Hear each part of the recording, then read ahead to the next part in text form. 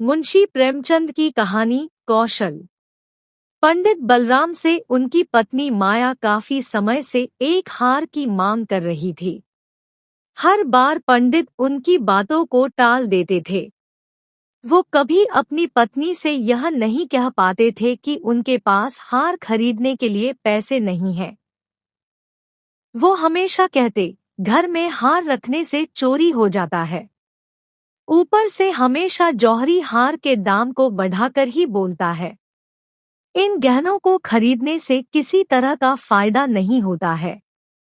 बस कुछ देर के लिए सजने संवरने के लिए काम आने वाले हार से इतनी मुसीबत आती है तो इसे खरीदना बेकार ही है।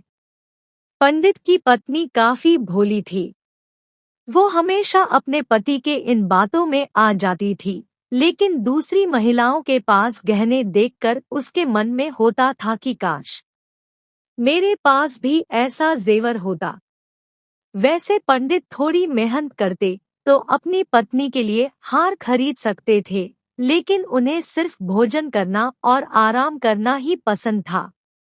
वो अपने आलस्य के कारण पत्नी की 4 बातों को सुनना भी बुरा नहीं मानते थे। एक दिन बच्चों को पढ़ाकर पंडित घर लौटे तो देखा कि उनकी पत्नी के गले में वही हार है जिसकी मांग वो लंबे समय से कर रही थी। हार देखते ही उन्होंने पूछा, अरे इतना सुंदर हार तुम्हारे गले में कैसे आया? पत्नी ने जवाब में कहा कि ये पड़ोस में रहने वाली महिला का है। मैं उससे मिलने गई थी आज। उसने जब मुझे ये हार दिखाया तो मैं इसे पहनकर आ गई ताकि तुम इसे देख लो। मुझे बस ऐसा ही एक हार चाहिए। पंडित बोले, पगली, तुम किसी दूसरे का इतना महंगा हार लेकर आ गई हो। अगर चोरी हो गया तो यह बनवाना ही पड़ेगा और बदनामी होगी जो ऊपर से वो अलग। पंडित की पत्नी कुछ सुनने को तैयार नहीं थी।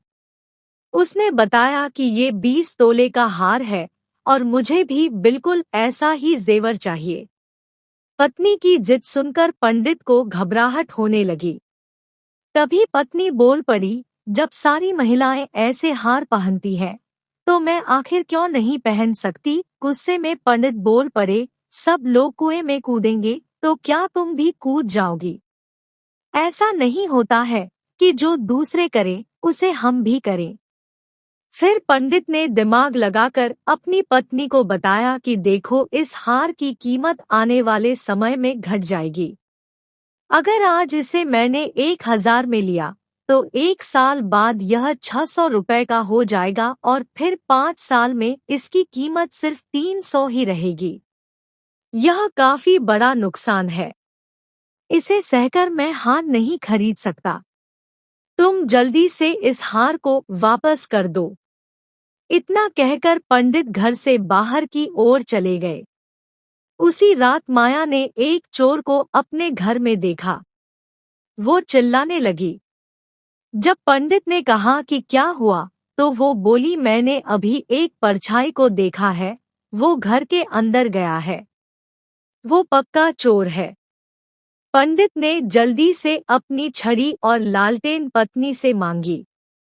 पत्नी ने कहा कि मैं डर के मारे उठ ही नहीं पा रही हूँ। तभी बाहर से कुछ लोग आ गए। उन्होंने पंडित से पूछा, क्या हुआ? घर में चोरी हो गई है क्या? पंडित की पत्नी माया बोली, नहीं, वो ऊपर छत से नीचे की ओर कूदा था और फिर हमारे बिस्तर के पास से तेजी से आगे भागा। मैंने उसकी परछाई देखी थी। तभी माया ने अपना हाथ गर्दन की ओर फिराया तो उसे पता चला कि पड़ोसन का वो हार उसके गले से गायब है। हे भगवान, कहकर वो अपना सिर पीटने लगी। पंडित बलराम शास्त्री ने पूछा, तुम उस हार को उतारकर क्यों नहीं सोई थी? सहमी सी आवाज में माया बोली कि मुझे क्या पता था कि आज ही घर में इतनी बड़ी मुसीबत आ जाएगी। तभी पंडित ने कहा, कहता था न मैं कि जेवर सब मुसीबत ही लेकर आते हैं। अब समझ आया तुम्हें या नहीं? पंडित के पड़ोसियों ने तब तक पूरा घर छान मारा, लेकिन कोई चोर नहीं दिखा। छत पर भी देखा पर कुछ हाथ न लगा। एक पड़ोसी बोला, लगता है किसी जानने वाले ने ही ये काम किया है। दूसरे पड़ोसी ने कहा, देखो, घर के लोगों द्वारा बताए बिना किसी को कुछ पता नहीं चलता है।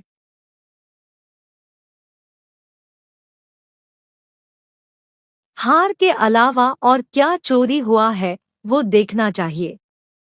पंडित की पत्नी माया बोली, सब कुछ तो सही ही दिख रहा है। संदूक भी बंद ही है और बर्तन भी सारे घर में ही है। उस चोर को पराये लोगों का सामान ही ले जाना था।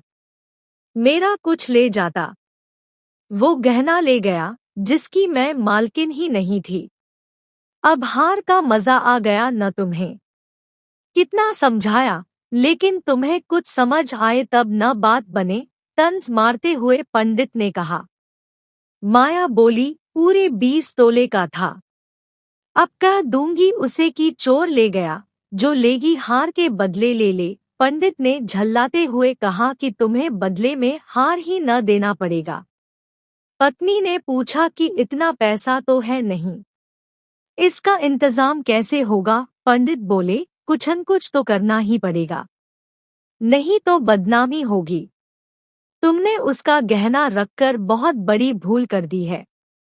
माया ने दुखी होते हुए कहा कि मेरा भाग्य ही खराब है। दूसरों की चीज गले में डालकर मुझे क्या सुख मिला था कि मैं उसे पहनकर ही सो गई। उसके पति ने कहा कि अब खुद को दोष मत दो, देखते हैं कुछ न कुछ कर ही लेंगे। पड़ोसी से कह देना कि जल्द ही उनका हार उन्हें मिल जाएगा। इतना कहने के बाद पंडित सोचने लगा कि आखिर ऐसा क्या करे कि उस हार की कीमत का पैसा जुट जाए। उसके बाद पंडित ने अपने ज्ञान से धन कमाना शुरू कर दिया। पंडित को उस हार की रकम चुकाने की इतनी चिंता थी कि उन्होंने दिन में सोना तक छोड़ दिया था। बच्चों को पाठशाला में पढ़ाने के बाद श्रीमद् भागवत की कथा करते और फिर लोगों की कुंडलियां सब देखते। इतना करते करते देर रात तक जागते और फिर सुबह पाठशाला में बच्चों को पढ़ाने के लिए चले जाते। इस तरह दिन रात एक करके उन्होंने 6 महीने तक किसी तरह से उस हार की रकम जीतना पैसा कम लिया। जैसे ही हार की रकम पूरी हुई पंडित सीधे ठीक वैसा ही जेवर खरीद कर ले आए और अपनी पत्नी के सामने रख दिया। पंडित की पत्नी माया पहले तो हार देखकर बहुत खुश हुई। फिर उसने पंडित से पूछा कि आप गुस्से में दे रहे हैं क्या ये हार? जवाब में पंडित ने पूछा, गुस्से और नाराजगी जैसी क्या बात है? उसका हार हमारे घर से गायब हुआ था तो उधार तो चुकाना ही होगा न। इतना सुनकर पंडित शास्त्री की पत्नी बोली, नहीं, ये उधार नहीं है। पंडित ने कहा, चलो उधार न सही, बदला तो है न, जाओ उसे ये दे आओ। उसकी पत्नी बोली, नहीं नहीं, ये बदला भी नहीं है। मैं पंडित ने पूछा, अब तुम ही बता दो कि क्या है ये? पत्नी माया ने कहा कि यह आपकी तरफ से मुझे दिया गया तोहफा और निशानी है। उस रात हार चोरी नहीं हुआ था, मैंने तो बस ऐसे ही शोर मचा दिया था। हैरान होते हुए पंडित ने सवाल किया, सही में? माया ने कहा, हाँ सच में। पंडित ने फिर सवाल पूछा, तो तू मेरा कौशल देखना चाहती थी? जैसे ही पत्नी ने जवाब हाँ में दिया, पंडित बोले, तुम्हें कोई अंदाजा नहीं है कि इस कौशल के लिए मुझे क्या सब मूल्य चुकाना पड़ा है। पत्नी ने मासूमियत से पूछा, 600 से भी ज्यादा क्या? पंडित ने भारी मन से कहा, हाँ बहुत ऊपर। इस कौशल के लिए मुझे अपनी स्वतंत्रता तक को कुर्बान करना पड़ा। कहानी से सीख, आलस्य में इंसान कई बार अपनों की इच्छा पूरी नहीं करता है, लेकिन जब उस पर जिम्मेदारी का भार पड़ता है तो वो उसे किसी भी तरीके से पूरा कर लेता है।